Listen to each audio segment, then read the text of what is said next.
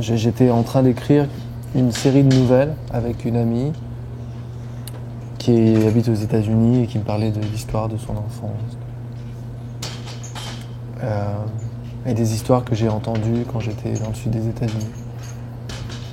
On essaie de faire un recueil de nouvelles et des choses aussi qui naissent donc de sa famille, de sa propre expérience. Et puis au bout d'un moment, une de ces histoires-là, qu'elle m'a racontée, qui lui était arrivée, a pris vraiment le pas sur le reste et était plus importante que les autres.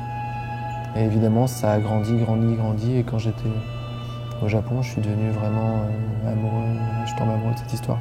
Donc je l'ai développée là-bas et j'ai commencé à l'écrire là-bas. C'est fort l'amour pareil.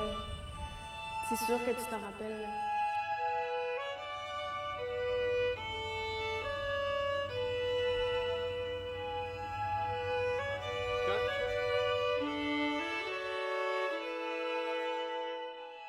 J'étais simplement dans une certaine...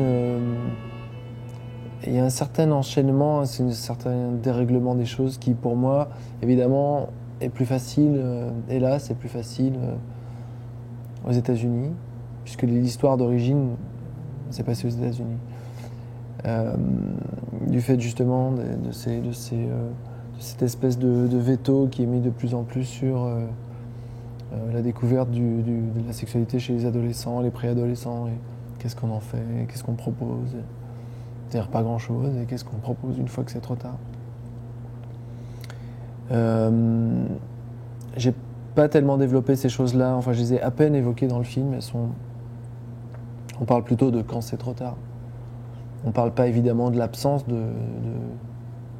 d'encadrement, l'absence de ce qui existe chez nous en Europe.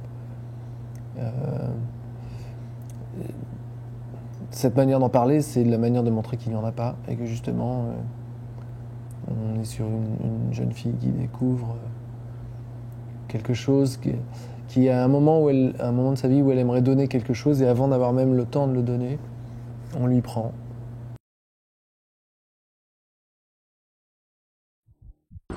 À un moment donné, avec la puberté, on vient qu'on regarde plus les filles et tout ça, mais c'est sûr qu'on y pense de temps en temps, d'une fois à l'autre.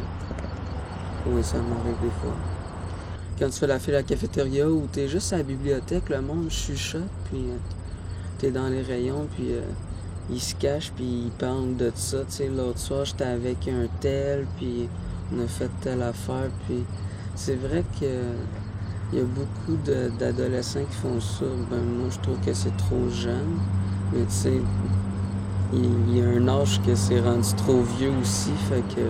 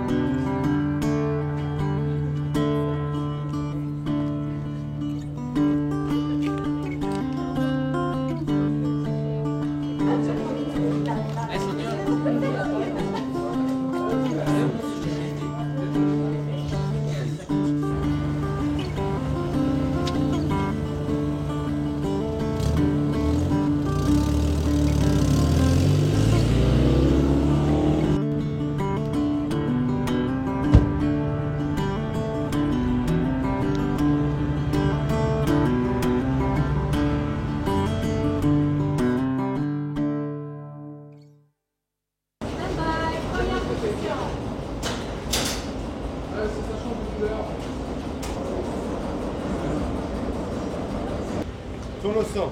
112, c'est 3 première. Deuxième cap. Action.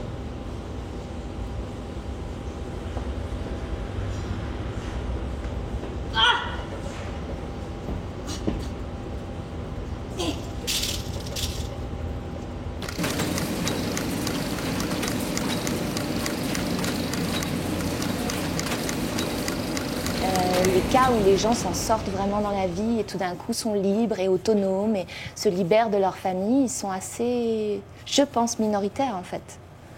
C'est pour ça que j'aime les films qui parlent de ça.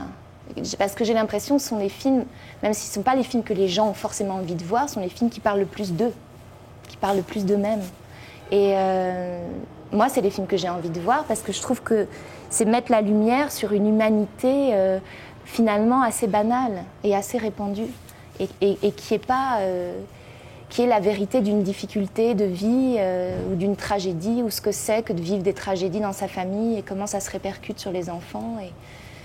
Et c'est comme ça que moi, je me mets à aimer les hommes ou les femmes qui font des choses horribles, comme Sarah peut être horrible dans le film. Mais parce que je me dis, oui, mais cette femme, elle souffre. Et personne n'est autour d'elle pour l'aider, personne. Et Jen, elle souffre et personne ne peut l'aider non plus. Et que, voilà, et dans le monde, on n'est pas toujours... dans des villes où les gens sont éduqués sur les choses, où il y a beaucoup de tabous, il y a beaucoup de mensonges, beaucoup de silence. Et personne n'est très très évolué, enfin une minorité de gens, quoi. Donc moi je trouve qu'il y a une chose dans ce film là-dessus, sur cette solitude-là, de ne pas être armé, de ne pas savoir comment faire avec la tragédie de la vie, quoi.